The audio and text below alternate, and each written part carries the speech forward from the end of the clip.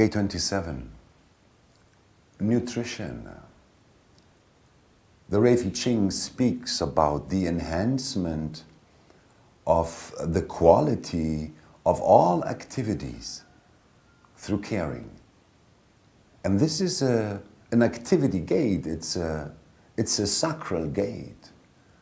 And as such, you know, it's part of the defense circuit. It is one of the most deeply homogenizing gates. I mean, this is the gate where all mothers homogenize their children by the way they care. The way they care. There is a program for the way you're supposed to care for your children. You know, children are children, and supposedly they're here to be all nourished in the same way. You feed them, you take care of the form. This is a gate that is pointing towards the spleen. But you see, gate 27 is so much more than, you know, providing for the form, providing for the well-being of the body. This is a gate of the mind. Its most transcendent role, therefore, is that it is there to nourish the continuity of the species. This is, after all, what, you know, from an evolutionary point of view, what caring for your children is. There is this mechanism we call gate 27, the gate of altruism. You know, because it brings this deep satisfaction. I mean, look at what the subtitle says, the enhancement of the quality and substance of all activities through caring.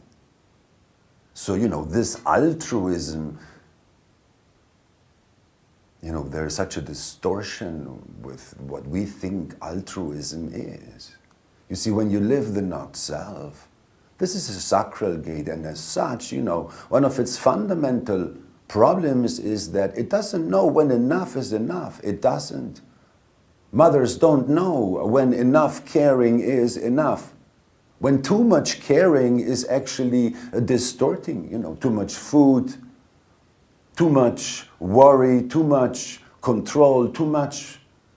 And it's all happening in the name of caring, because when this is driven by a mind that is not self, with the best intentions of the world, mothers caring for their children, all they do is homogenize them. Homogenize them because they care for their children according to the homogenized gate, the homogenized values and rules of gate 50. They don't know any better. They don't know about the uniqueness of their child, because for this they would need to know about their own uniqueness in the first place and realize that caring is a response mechanism. You know, it's got nothing to do with being worried about someone.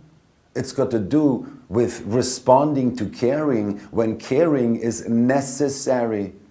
Necessary. You know, if you're indecisive, it means it's not necessary. If it's your, you know, you want to care, make sure it's not just your desire to be, you know, to distract yourself playing like little children with little girls with dolls.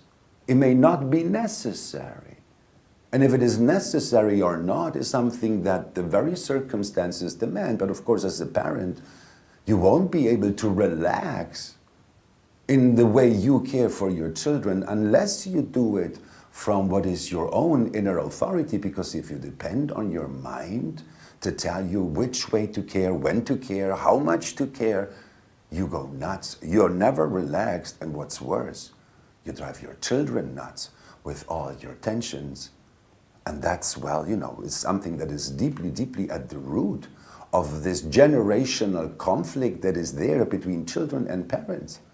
You know, parents cared, but whether they cared or not correctly, or whether they cared in a homogenized way, it's something that is clearly to be seen in the health and the spirit of the relationship that they have, in the communication and in the flow of communication with their children.